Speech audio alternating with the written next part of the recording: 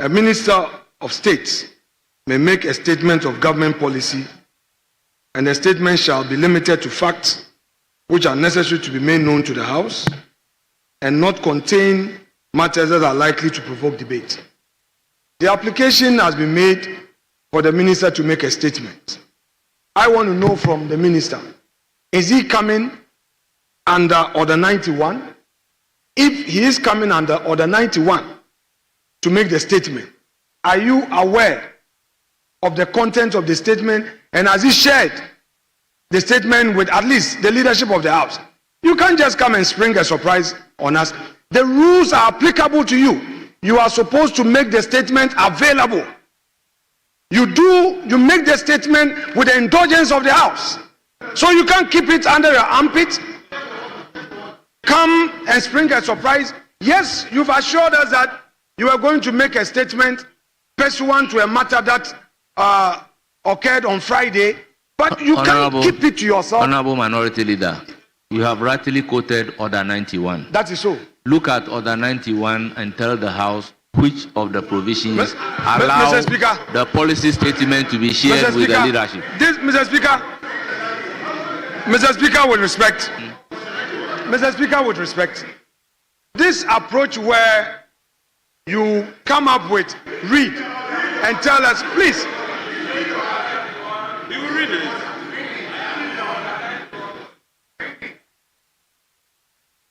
Mr. Speaker, you don't read laws and rules in isolation. You read them as a whole. You give a conjunctive interpretation. Okay, Honorable Minority Leader, let's look at Order 91, not in isolation, as a whole. And then we can put the meaning that ought to be ascribed to Order 91 to see where. Very well. So, Mr. Speaker, the policy statement will have to be shared with the leadership. Mr. Speaker, if you read Order 91 and 93 together, 93 provides by the indulgence of the House. Honorable Minority Leader, may I finish? Mr. Speaker, you've asked the question. Allow me to finish. Then you can make your ruling, please.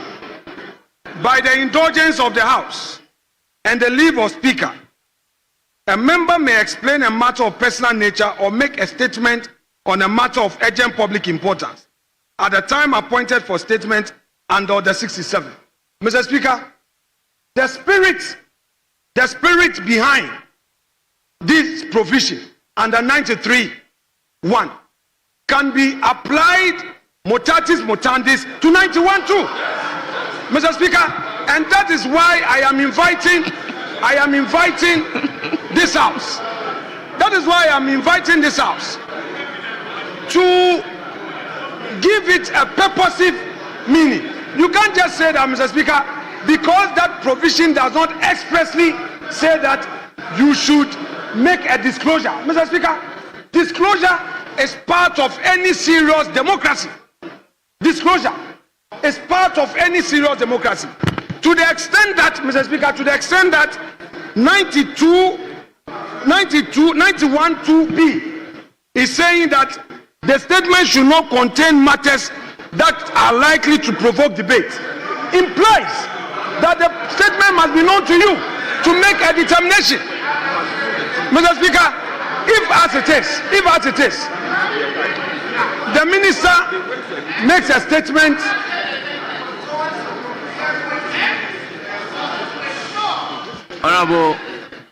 Honorable Minority Leader, Mr. Speaker, please. To the extent, Mr. Speaker, yes. My colleagues behind were making some. It will be appropriate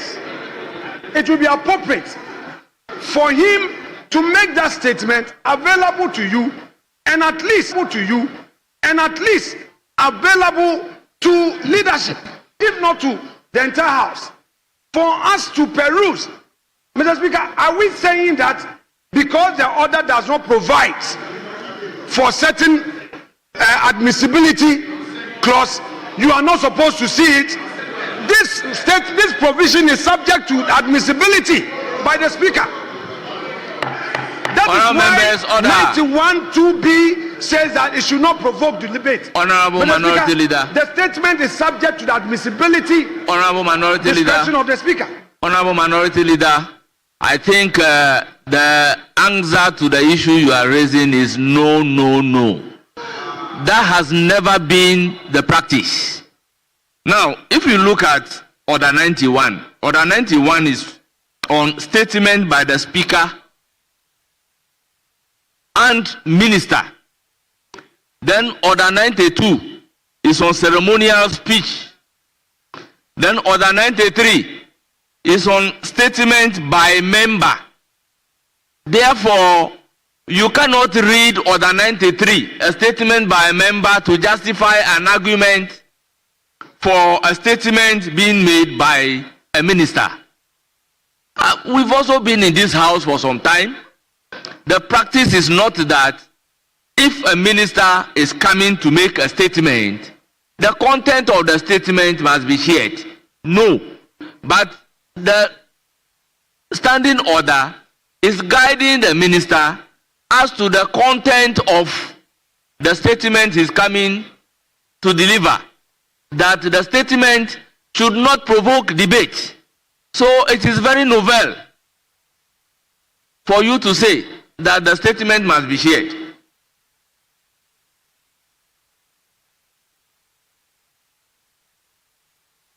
So, honourable members, we shall accordingly proceed. Honourable Finance Minister, you have the floor.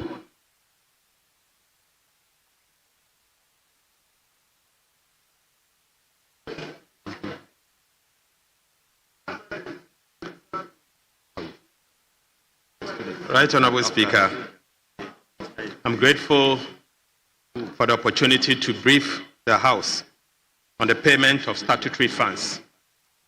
Mr. Speaker, as a member of this House, I'm fully aware of the considerable interest that honourable members attach to this important subject, which lies at the heart of the fiscal decentralization. First and foremost, I wish to express my sincere appreciation to colleagues for their continued cooperation. Right, Honourable Speaker, I'll begin today's brief with the District Assembly's Common Fund, the DACF. Mr. Speaker, our effort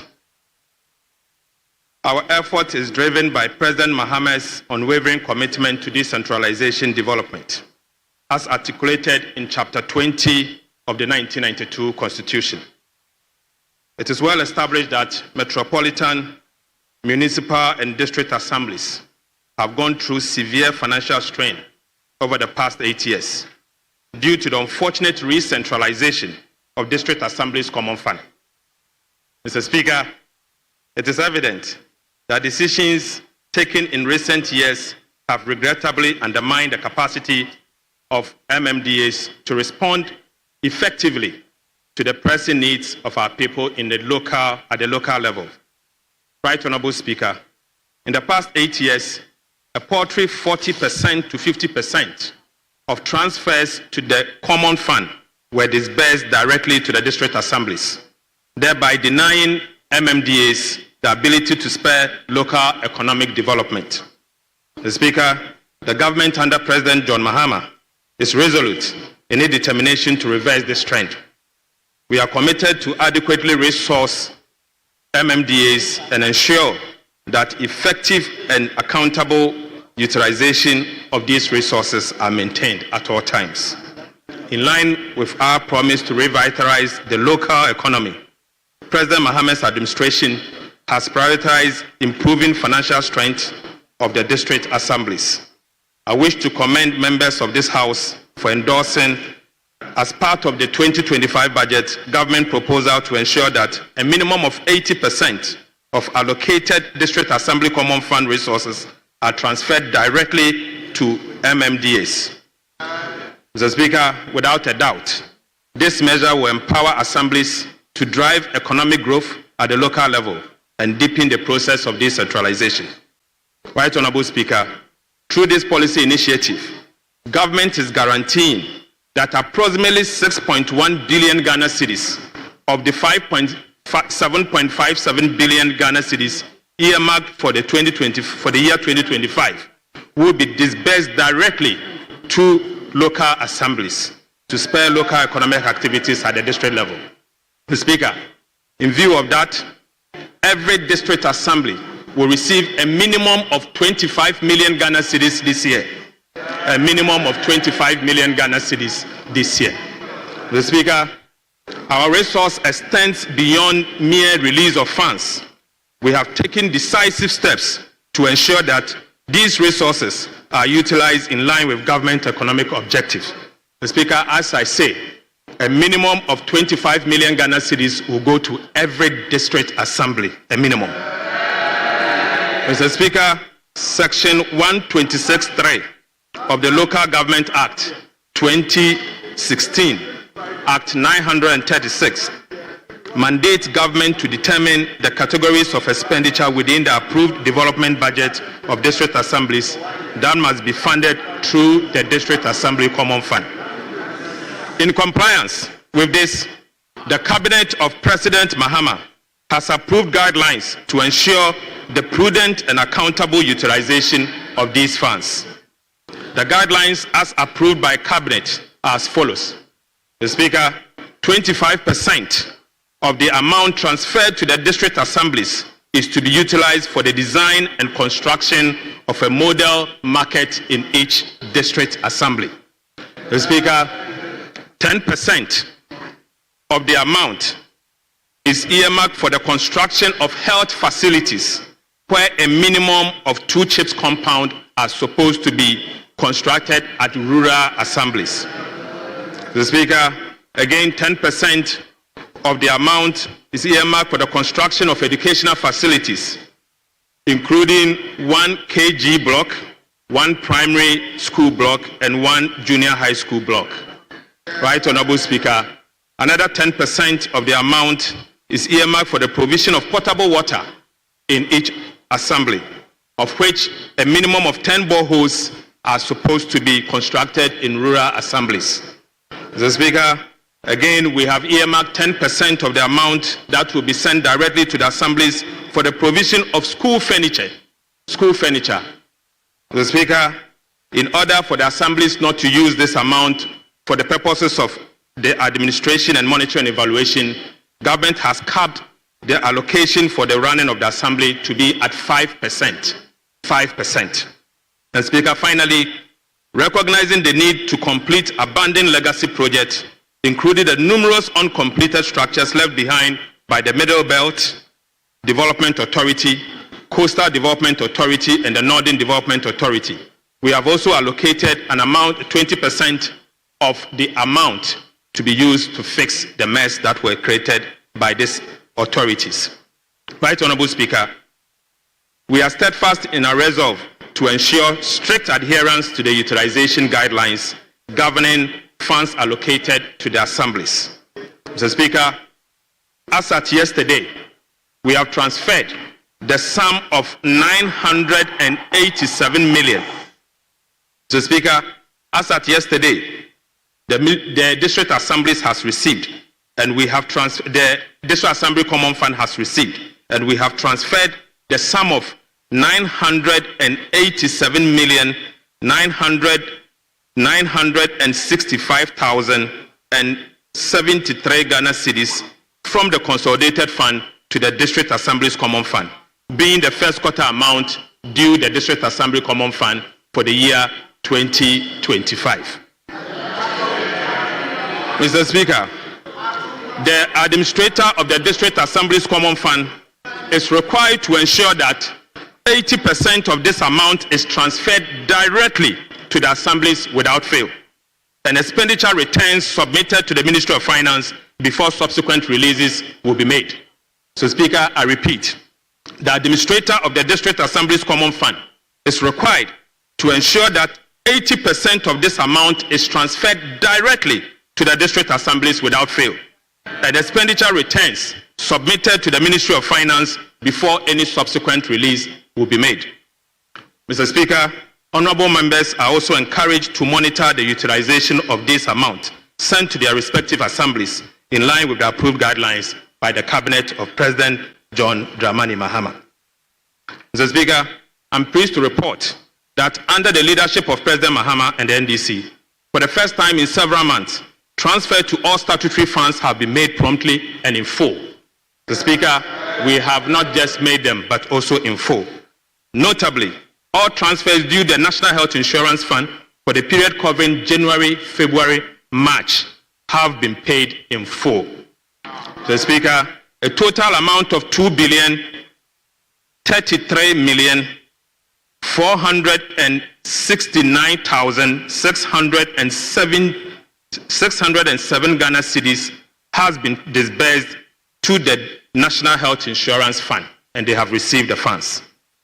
These disbursements have enabled the National Health Insurance Scheme to settle arrears owed to healthcare providers and to implement the free primary health care and the Ghana Medical Care Trust Program, otherwise known as Mahama Cares. Mr. Speaker, similarly, the Ghana Education Trust Fund, GET Fund, has received a total of 2,710,227,947 Ghana cedis. Mr. Speaker, 2.7 billion Ghana cedis for the month of January, February, March, and April 2025, all transferred and received by the Ghana Education Trust Fund. As earlier announced in the 2025 budget, funding for the free senior high school program is now fully covered under the GET Fund. Subsequently, the challenges, including feeding, which previously impedes the smooth implementation of the program, have been resolved as a result of the payment that we have made. Right Honorable Speaker, these payments are a clear reflection of our commitment to meet all statutory obligations in priority sectors of the economy. I encourage honorable members to continue to support our effort as we chart a new course towards resetting our economy. Mr. Speaker, let us work together to strengthen the metropolitan, municipal, and district assemblies and position them as engines of local economic development. I so submit, Mr. Speaker. Thank you, Honorable Minister.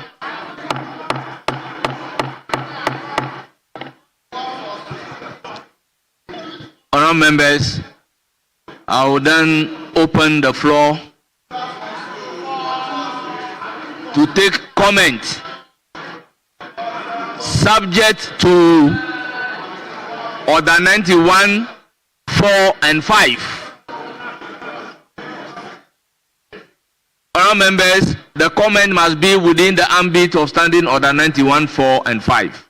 The floor is now open.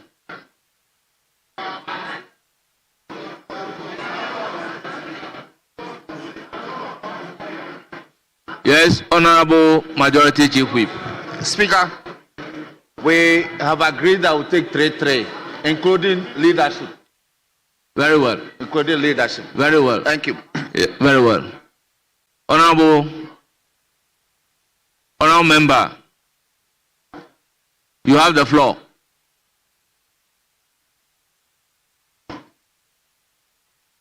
Yes, you have the floor.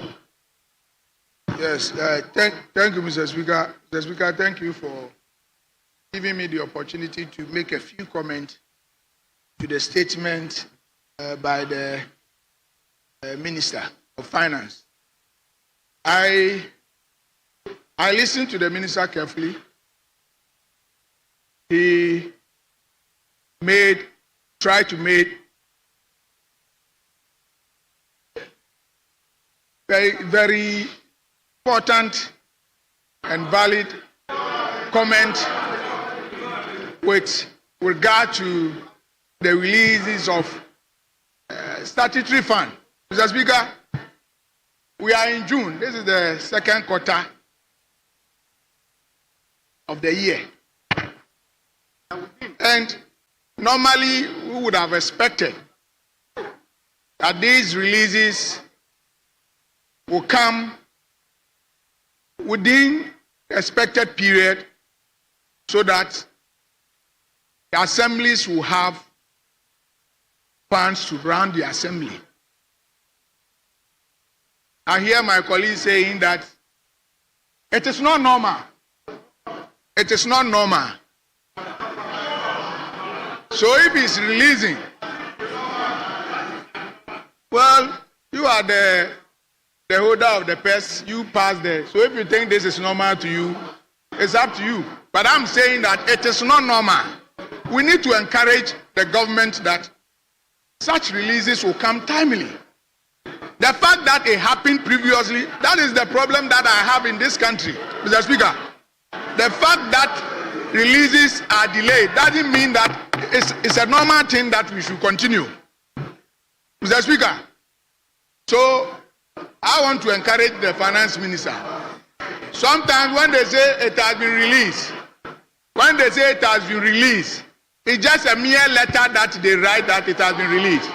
The controller, before you go, they will be giving you excuses. I have been in the helm of it, so I know how it operates. They will tell you it has been released. Mr. Finance Minister, I am from here. I will go to the Common Fund Administrator. Honourable members, I will begin to name and shame those who are standing. If actually the money is in the account. If it is in the account, I'm sure as a members of parliament we will get to know about it.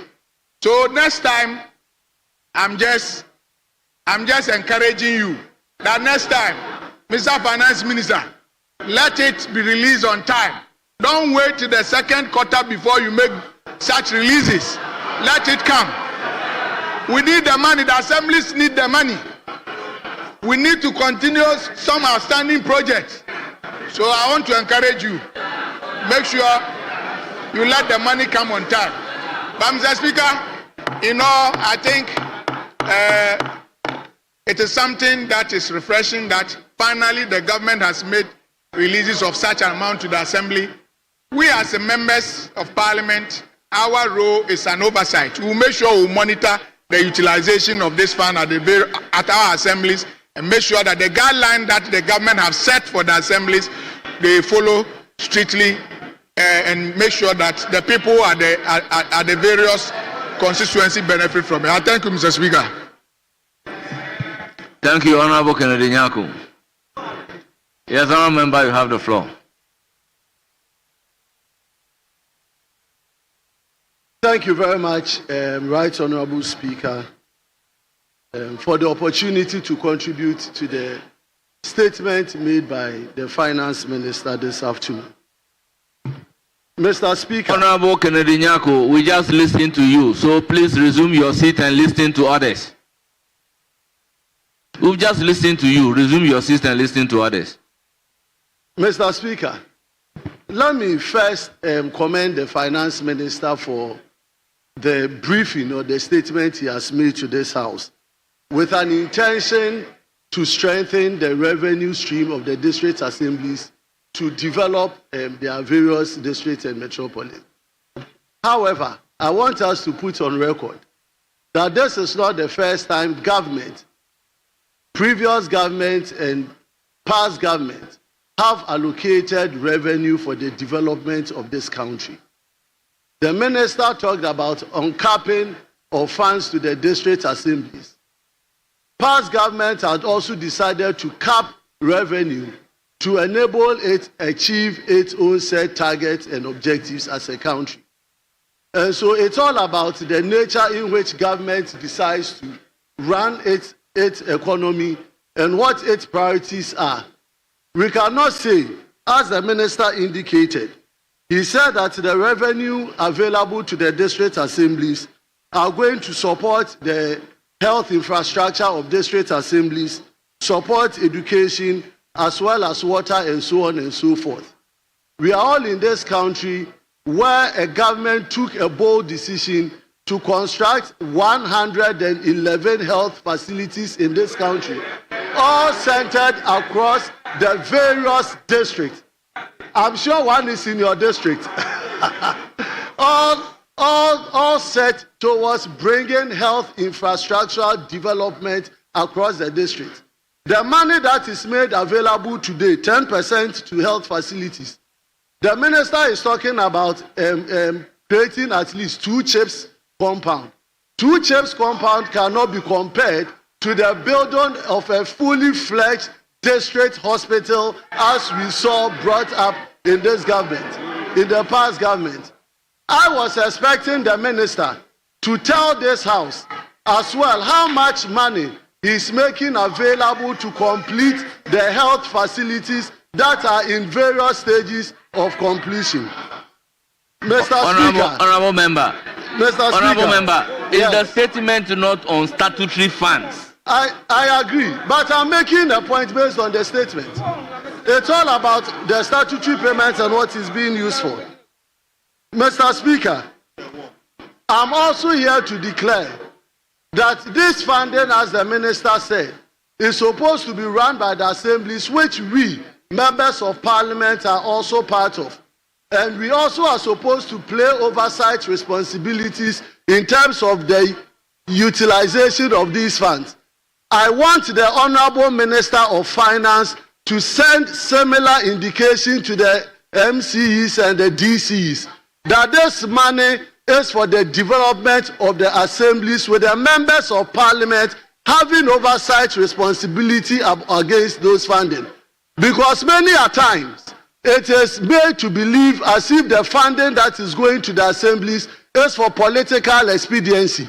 But as the minister has indicated, it is for the well-being of our people and our communities. And we owe it as a house to make sure that we hold government, the MMDCs, accountable for the utilization of it. The minister should also be mindful about the procurement processes when it comes to this utilization of funds, so that there will not be abuses and breaches in the Procurement Act. With these few words, Mr. Speaker, let me commend the minister once again, and I challenge him to make sure that in going forward, more of such releases will go to the assemblies for the development of this country. Thank you very much, Right Honourable Speaker. Thank you, Honourable Member. Yes, Honourable Minister responsible for local government, chieftaincy and religious affairs. The Speaker has called me. Mr. Speaker, for the record, this time, my voice has not been heard in this house. And the Minister for Finance has released the money. Mr. Speaker, this is history. Previously, Mr. Speaker, I will stand here and rant, no show. But this time, for the first time, an amount of close to 1 billion has been released to the administrator for this Assembly Common Fund. Mr. Speaker, we suffered though. Myself and my good brother, Honorable Frank Anudompre, we will be at conclave, struggling with Finance Minister to release just 200. He will say, I'll give you 300. We say 400. We say, no, I can't give 400. He said 250. Mr. Speaker, I believe Honorable Minister for Finance, myself and my good brother, Honorable Minority Chief Whip, we commend you for the good show.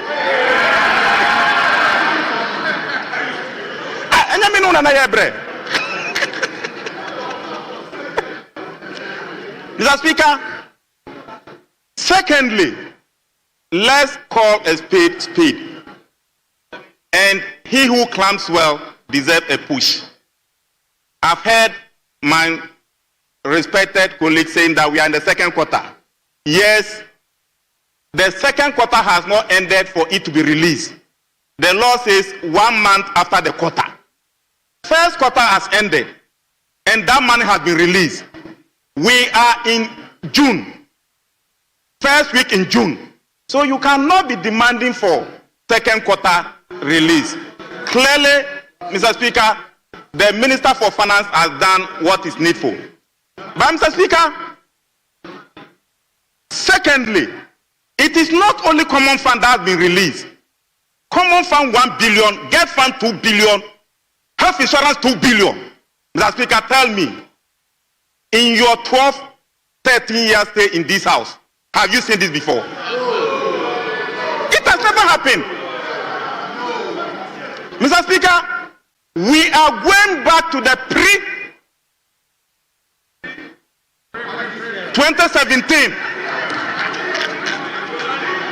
where the assemblies were active and up and doing, where computers in the villages have jobs to do, where masons in the communities have jobs to do, where the rural folks who could fetch water for contractors had work to do, where those who were selling hardware in the villages had work to do, where, Mr. Speaker, Ghanaian youth were interested in artisanal job. Mr. Speaker, thirdly, I used to call for the collapse of the development authorities and giving that jobs to the assemblies to do. Mr. Speaker, that has been done. Mr. Speaker, for the first time, go to the assemblies and see. No assembly, even 1 year, to get 3 million in a year was a problem. That 3 million is being given to them in the quota. Mr. Speaker, no, I'm saying this so that when, in the foreseeable future, when you can, you copy it. Don't say that. Mr. Speaker, and if, Mr. Speaker, 3 million, looking at the money that is being released, almost 1 billion is being released.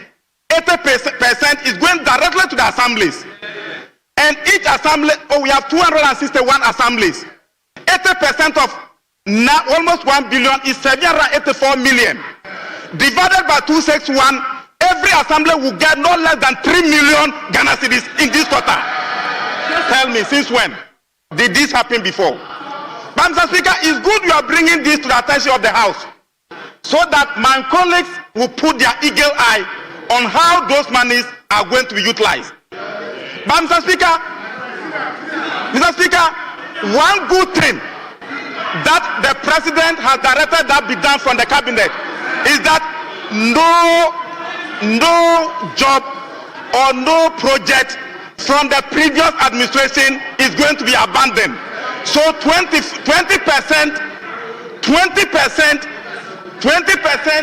of the 1 billion Ghana cedis will be used to pay the project that were started by our predecessors. Honorable Minister for Local Government.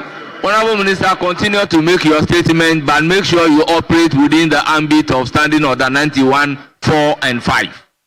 Mr. Speaker, I rise under Order 91.3. Mr. Speaker, Order 91.3 is clear that a member may comment on a statement, and the statement shall not provoke debate. My good friend, the minister responsible for local government, his comments are all provoking debate to an extent that he's inviting the minority chief whip that they are all commending the minister responsible for finance. So, Mr. Speaker, call him to order that his comments are violating Order 91.3, and for that matter, he must stay on course. Yes, Honorable Minister for Local Government, operate within the meaning of 91.3. Mr. Speaker, I have. You should not provoke debate. Yes, Mr. Speaker, Honorable Habib is my brother. And Mr. Speaker, you remember he said when Atu comes, he will speak on something differently. But I could see that he's enjoying. But Mr. Speaker, clearly, these are being done for oversight purposes. And this is to make the House aware that such and such amount is being released, so that in the subsequent days, the committee responsible for chieftaincy, the committee responsible for sanitation, and the committee responsible for local governance, when going on their oversight responsibilities, they will know that these are the guidelines and this is the amount of money that was released to them. But Mr. Speaker, for your information, this is not the only money that is going to the assemblies. Just this morning, I had a meeting with the KFW. I had a meeting with SECO. I had a meeting with the GIZ. Mr. Speaker, they've all agreed that previously they withdrew most of their services. But because of the investment the president is sending to the assemblies, they are bringing it back. So in 2025 and 2026, Honorable Minister, conclude. Starting from October, they are also going to release monies to about 75 assemblies that distress districts. So, Mr. Speaker, good news is coming, and these are happy days for the assemblies. Thank you for the opportunity. Thank you. Yes, Honorable Soini. Thank you very much, Mr. Speaker. I wish to first of all commend the Finance Minister for the decision to brief the House on government's policy as far as the statutory payments are concerned. Mr. Speaker, I wasn't expecting anything less. I am excited to hear that he's releasing about 25 million Ghana cedis to all the assemblies.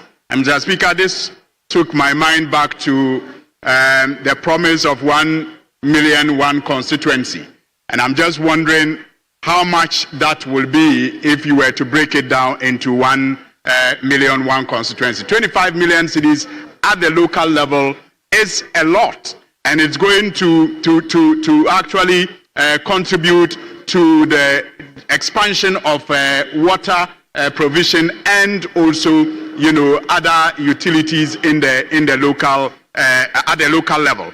I'm particularly excited that the minister is directing that a portion of this should be used to construct nodal markets at the local level, because it is important that our assemblies utilize these releases so that over the period they can also on their own generate revenue to support their activities. Revenue generation at the local level has been very, very low over the period. And it's because many of these assemblies are not able to support the trading and the local economy. They are not able to stimulate the local economy. And these markets, I'm sure, will do that. I'm also very excited that the minister has spoken of the releases that will also be made to some of the other agencies across the country. Mr. Speaker, this is made possible because of the prudent management of the economy that we have all seen over the period. And we hope that we will all in this House provide the oversight that is needed, as the local government minister has spoken of.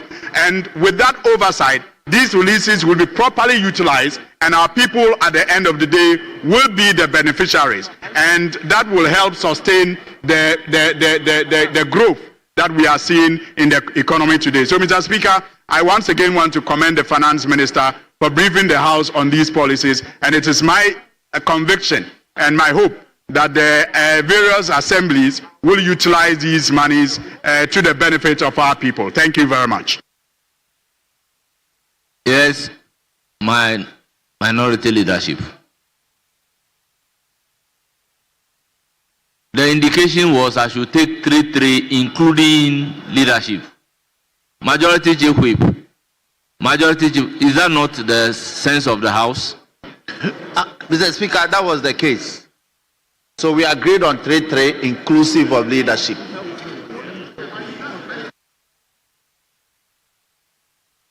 Yes.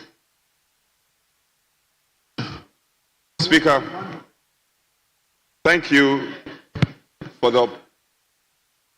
Speaker, it appears that the statement has generated more interest.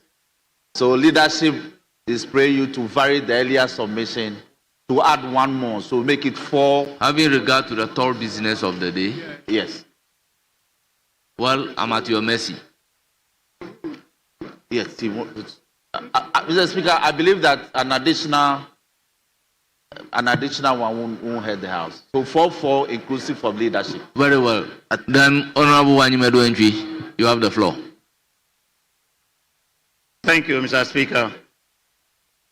Mr. Speaker, I also commend the Minister for being very brief and very clear on the statement. But I saw that the Minister himself was in breach of Order 91.3 when he makes a statement like he's providing money for the special initiative. And the language he used was that to solve the mess that was created. I think as a minister, he could have used a better word to say that a mess that was created. Government is continuous. And if you are here now as the Minister of Finance to direct us, you should use a better language, Mr. Speaker. And I am not surprised that the Minister for Local Government did not wait to hear us, but jumped in and was also in breach of that order. What I would have loved to hear from the Minister, in as much as we appreciate whatever that had been proposed that is going to the Assembly, it is good. But, Mr. Speaker, it is quite recent that the government provided huge amounts of money in purchasing machines for the DRIP, that is the road infrastructure.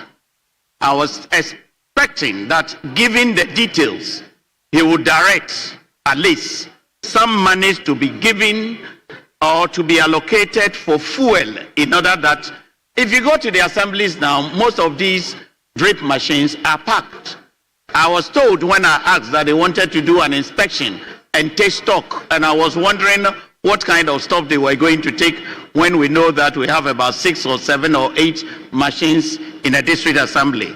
Since government is continuous, if the minister had not thought of that, I would pray. And I think the Minister for Roads is here. And I pray that the Honorable Minister for Roads will liaise with the Minister of Finance so that we can have a direction so far as our roads, the road infrastructure is concerned. Thank you, Mr. Speaker. Thank you. Yes, Honorable Walanyo Cheku. Thank you, Mr. Speaker. Let me first commend our Honorable Finance Minister for making the House very happy this afternoon. I know this is a news that for years, for 8 years, we have not heard in this Parliament, because for 8 years, Mr. Speaker, I have not seen a single chip compound in my constituency, Hohwe constituency. But today, I can boldly walk to my constituency, Hohwe, and tell them I will provide them with chip compound. I can look straight into the eyes of my Zongo colleagues in Hohwe that the market that we promised them, together with the assembly, we will build that market for them. This shows clearly that Ato is forcing. Ato has brought the economy back on track. And I will also thank him for empowering the MPs to play oversight responsibility over the chunk of money that has been sent there. And we promise him that we will do so to see to it that the reset agenda is well achieved. Thank you, Mr. Speaker. Yes, Minority Chief Whip. Speaker, it's unfortunate the Finance Minister, after making his statement, has decided unceremoniously to leave the chamber. Instead of him sitting and listening to us, our views, he just left the chamber.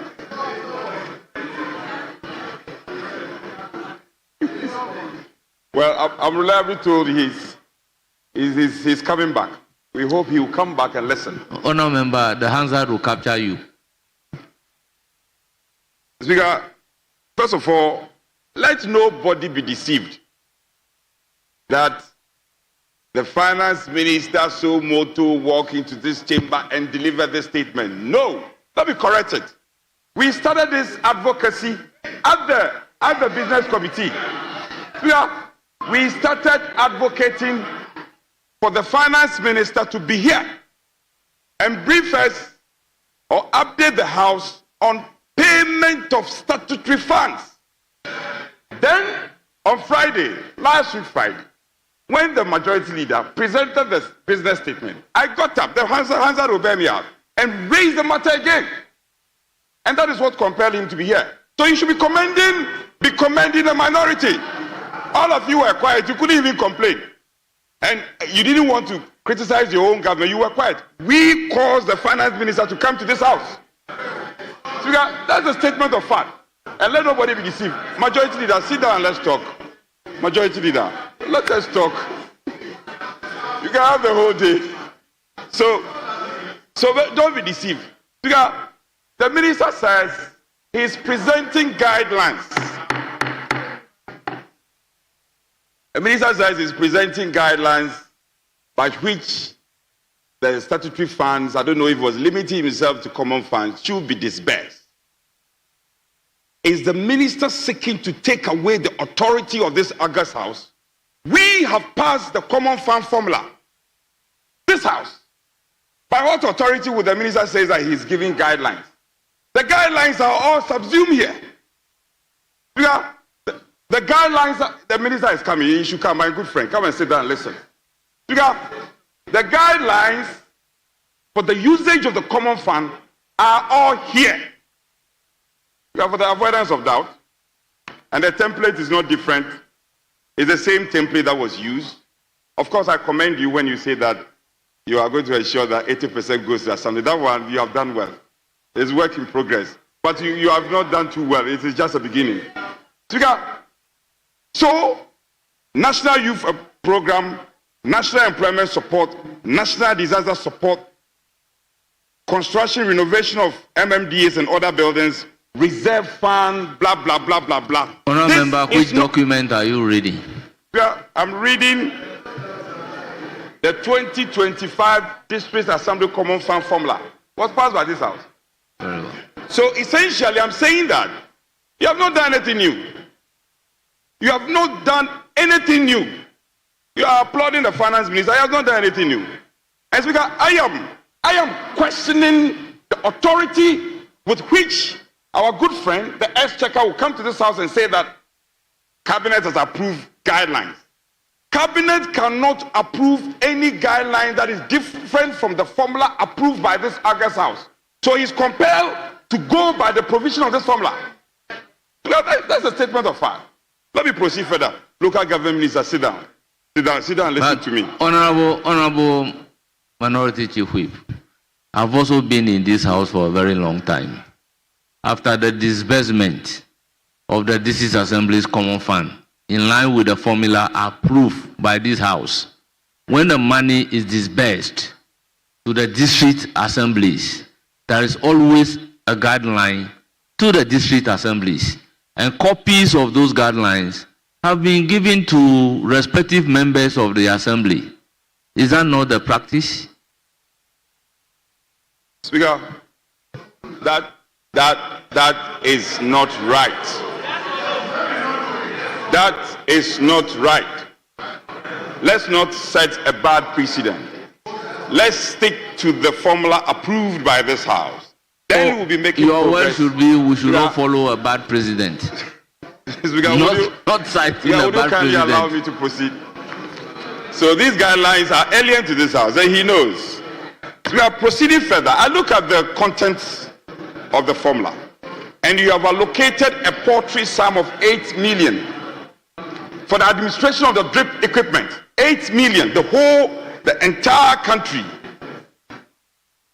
8 million for the administration of the drip machines imported and bought by the previous government. How is that workable? Is that the formula you have approved? Is that? Yes. I'm saying that is that the formula you have approved? This is your leading question. It's a very leading No, it's question. not a leading question. Because it is this House that approved the formula. It's not the finance minister. So let me go by your principle of guidelines. If I'm borrowing into your principle, then the guidelines should come and amend that. Then the 8 million is paltry, so we should amend it and ensure that more amount is allocated. Well, that is a very serious point. Now, whether you like it or not, you stand in breach of the Local Government Act. 6 months, June, the Act says that you should be making payment quarterly. We are entering the 6th month. And so, Well, if you are saying that we made mistakes, that is why you brought reset agenda. Would you listen to me? Speaker, would you listen to me? Speaker, you came on an agenda of resetting Ghana. Yes or no? Honorable Haruna Disu, yes or no? The agenda is to reset the development agenda and the development paradigm of this country. And the Ghanaian people were gracious enough. They gave you 187 members of parliament. And you won with an emphatic margin. And then you are still referencing the MPP. You should be ashamed, because you should be improving. You should improve upon what we did. You shouldn't come and say that the MPP made mistakes and therefore you are also making the same mistakes. Why? You shouldn't be doing that. You shouldn't be doing that. The minister who is not listening to me, that's fine. He failed to update this house on outstanding payments. You cannot come and say that I'm paying 1 billion here. That is lopsided. Give us an absolute report. How much is outstanding? How much have you paid out of the outstanding? That is the crux of the matter. You are picking and choosing. The finance minister decided to pay when he pleases. That is wrong. The law mandates him to be paying quarterly.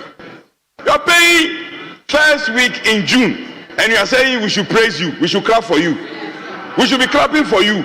After all this delay, contractors are crying. If you don't know, so my assembly is Ahmad Regime. I've come there. My assembly. If you go there, the assembly officials, they are all seated, very sad. Myself and the chief whip, I wish he was here. We went to the Common Fund Administration, going to advocate for your payment. He said, the finance minister has not released anything. So you release after 6 months, and you say we should clap for you. Yo, Atu will clap for you. After 6 months, the road fund funding to be released to the road fund, not even a peswa. Contractors are crying all over. Contractors are crying. Contractors are crying. Kwame Agboja is very sad. The road minister is very sad. So, Speaker, I think we need to look at this matter beyond the politics of it. The disability fund. Our compatriots who are fiscally challenged. I'm very sad. I am very, very sad this afternoon. Our compatriots who are fiscally challenged. And if you look at the formula, there is a provision explicitly dedicated to a disability fund. They have to wait for 6 months. Our disabled compatriots have to wait for 6 months. And after 6 months, you release a poetry psalm and you are here that we should praise you. We can't praise you. This is your duty anyway. So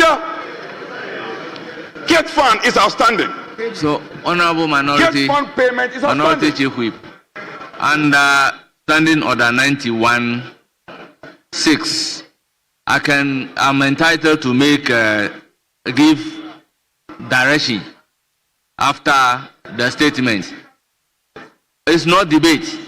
It is not debate. This is not debate. This is comment. So I want to understand which years arrears are you talking about? Speaker, I am worried about how our contractors are struggling to continue with projects. And then I hear, Finance Minister, I hear you say that you are going to construct market. Come with me, Speaker. The special fund, I want to quote. No, I'm not sitting down. Speaker, with your leave. Finance Minister, listen, look into my eyes and listen. Speaker, listen. Special project. Already you have said that market will be built. There is a provision under special project. An amount of 70 million has also been allocated for rural urban development special projects, such as markets, astroturfs, waste management, borehole, street lighting, fumigation. So which market are you talking about? That thing is captured by the formula already. Is it for propaganda purpose? That is why the leader was saying that you should have brought the statement for us to vet. We, the minority, should have vetted your statement to show you direction. And then we give you alternatives. So, Speaker, seriously, a lot of the things the finance minister spoke to are already captured by the formula. And I beg to differ that he hasn't got the power to say that he's amending the formula that this House has already approved of. The Honorable Harry Idris agrees with me, and I see him nodding. You cannot amend the formula we have approved of. So if it is just guidelines, yes, but you cannot come here and just give us guidelines. You should consult us.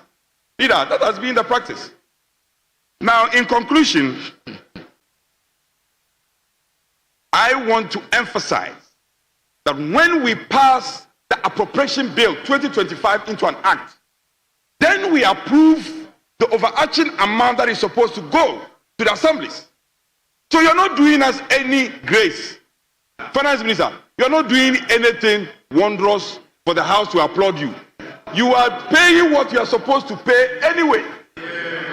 You are paying what you are supposed to pay anyway.